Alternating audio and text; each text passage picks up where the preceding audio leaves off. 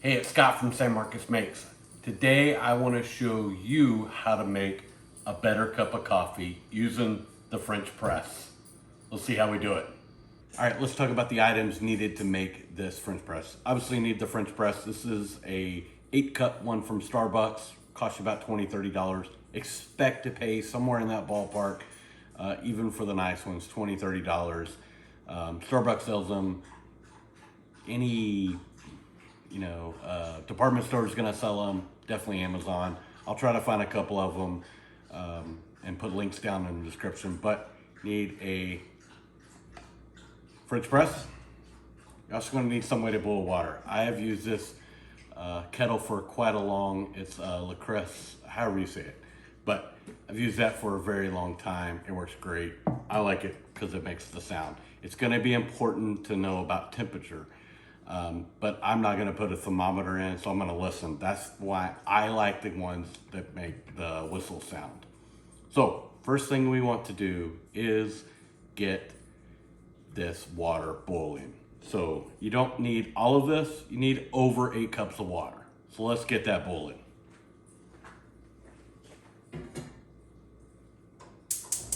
All right, let's talk coffee for a second. Anytime you want a French roast or use the French press, you want to get either whole bean and grind them yourself, or you would want to get whoever you're buying your beans from, get them to ground it.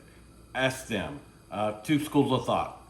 Some people say it should be coarse. Some people say it should be fine. I haven't seen a huge difference in either one.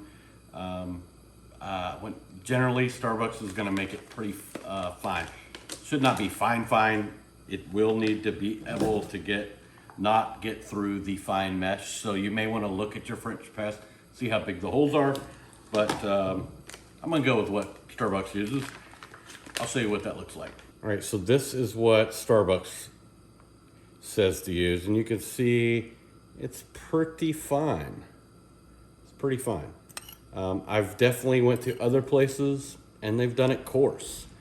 Looking at different websites, some people say coarse, some people say fine.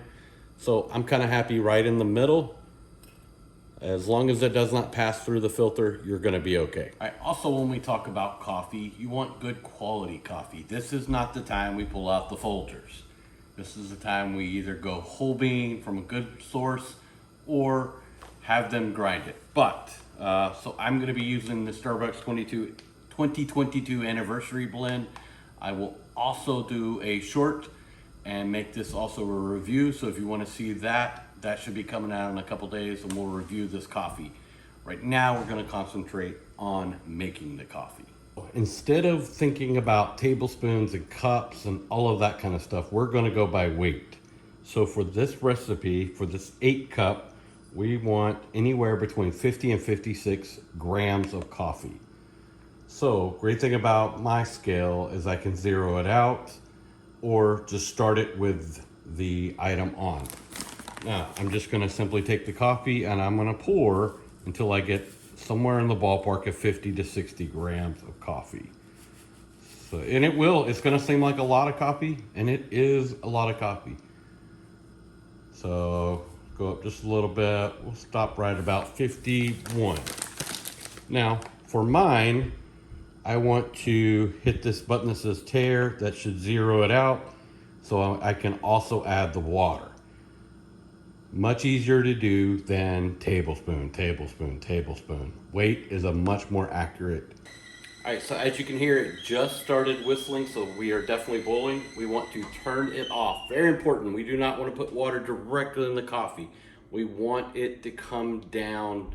So instead of worrying about putting a temperature probe in it, let it set for 30 to 60 seconds before you put it in there. We want it just below, right around between 180 degrees and 190 degrees, somewhere in there. But just simply let it set for 30 seconds, a minute, pour it in. All right, our water should have reduced in temperature. We want to pour this in and watch the number. We're looking for about 800 to 850 grams of water.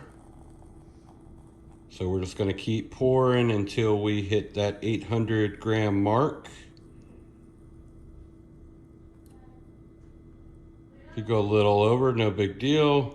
All right, once you have at least 800 grams, I'm gonna then pull this off the scale, and I wanna put something in it that cannot break the glass. So not a metal spoon. I use what I use for like a wooden end of a wooden spoon, something.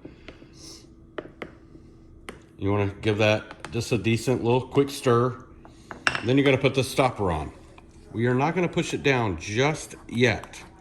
So you're gonna put it in to help retain some of the heat, and you're gonna wait 4 minutes before you push this down. 4 minutes. All right, my 4-minute timer just went off. So this is when you get to push down on the plunger. You're gonna push slowly. Do not go very fast when you push down on it. And you will slowly push all the grounds through the coffee. You're gonna push till it gets all the way to the bottom. Then you're gonna take the cup and get to pour a great cup of coffee. Now this size, this 8 cup, will probably, for a bigger coffee cup like what I'm using, will do about 2 cups of coffee. All right, let's try this cup of coffee. Perfect, nice and dark. Great for a Saturday, Sunday morning cup of coffee. Well, I hope you enjoyed this. Please let me know if you enjoy using a French press, have it, what your ratios are, try different ones. Try playing with adding a little more water, a little less water. Get that to where your likeness is. But most of all, remember, beans don't go in chili, okra don't go in gumbo, but it is perfectly acceptable to put pineapple on pizza.